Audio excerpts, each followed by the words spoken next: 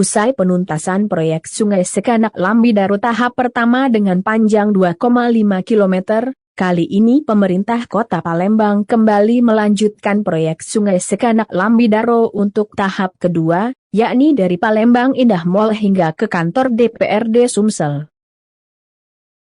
Hal tersebut disampaikan langsung oleh Wali Kota Palembang, Haji Harnojoyo saat meninjau langsung lokasi Sungai Sekanak Lambidaro di Jalan Radial Palembang, Senin 6 Juni 2022. Minggu depan sudah mulai akan dikerjakan. Sekanak Lambidaro dengan panjang diperkirakan 11 km ini baru kita tuntaskan kurang lebih 2,5 km. Dan ini akan dikerjakan kembali kurang lebih 1,2 km dari Ramayana hingga Simpang 5 DPRD Sumsel, kata Harnojoyo.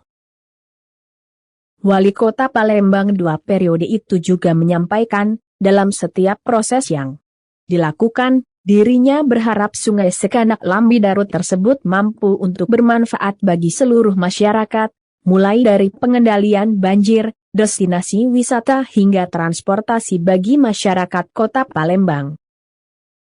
Karena kebutuhan transportasi ini juga merupakan salah satu bagian penting bagi kita, jadi harus kita rencanakan dari sekarang, ucapnya.